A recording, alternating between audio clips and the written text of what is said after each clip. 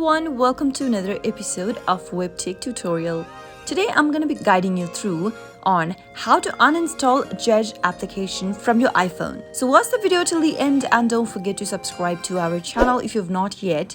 Press the notification bell so that you'll never miss another upcoming upload from us. If you want to delete or uninstall your Zedge application since you no longer want to use it anymore, then it is quite simple. Go and find a Zedge application on your app drawer and simply hold the application and you'll be able to see a pop-up displayed on the screen. Tap on the remove app option from the pop-up and now tap on delete app. Confirm your deletion by tapping delete one more time and you'll be able to see the app disappear. That means you have successfully uninstalled or deleted your Zedge application from your iPhone. I hope the tutorial was helpful to you. If it was, go ahead and give us a thumbs up. I'll be back soon with more videos like this.